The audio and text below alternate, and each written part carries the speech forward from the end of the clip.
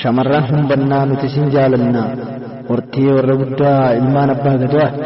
hortee qabsaa'otaa sanyii ibsaa dagaa xiqqoo walaleessaamee isinaaf obsaa seenaa isin faarsa ani niin odeessa haftee roobaa gaamootin sanyii mootii kan waraana fide gammoojjii niyyaati wal faana hiriirsee nafxanyaa rooraasee wareegame galankotti humbannaa bareentu ni beeku Oromoon marti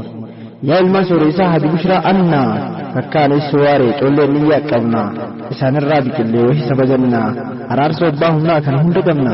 oromummaan dhaloota sabboonummaan kennaa akkanaan bareeddan yaa ilmaan humbannaa warra dhugaa sabaaf yaadu kan bilisummaa barbaadu humbannaa bareedu seenaan isin badu warra duree dhachiise qawwee jalqabaatu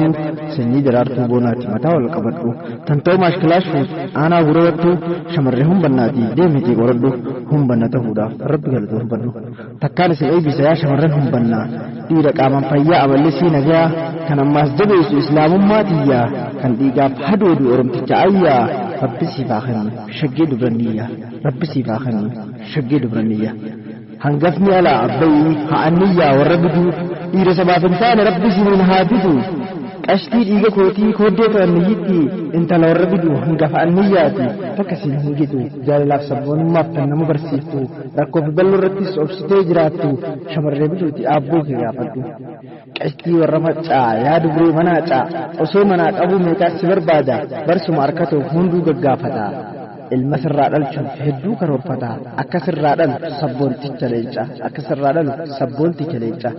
qashtii warra kooyyee yaa bisii bisilee jaalalatee sanii takkaa rafeen bullee namni isin arkate hin kajeelu takkallee qashtii abbuunnoof bullee hin fedhu isin malee isin naaf jiraadha nuutu waliin malee dhiiraa ragaadha akka jaanin laalle dhiigaa ragaadha akka jaanin laalle dubree warra annaa nu ilmaan anniyyaa wal malee maal qabnaa aabboo bira dheeynee koo wal laaleeffannaa jireenya hegreef walitti fo'omnaa ilmaan anniyyaati koo fakkeenya taana dhiira biraadhaa akkamitti goonaa waluma filannaa dhiira biraadhaa akkamitti goonaa waluma filannaa qashtii warra malkaa manni keessan eeysaan cabsaan si dhaqa kar seera qabeessaan si waradhanikaa yoo abboon ridiyees waliin baduun ifa an jireenya kootiif filannoon koosuma qashtii warra dambii takka urjiisanii jaalaan si qabu yoo beektanaafiin hangaan si jaaladhu ni beekti onneen sanyii ibsaa dagaa meenarraan turin sanyii ibsaa dagaa meenarraan turin atis sin daganne qashtii warra baabbo isinis akkattanii torban keessaa hedduu fagaattanii yaa sanyii waaqala osoo tootaatanii isinirraa dhalcha kaakka isaasanii hedduun fagaatinaa isin maleen guutu lakkoofsi torbanii hedduun fagaatinaa isin maleen guutu lakkoofsi torbanii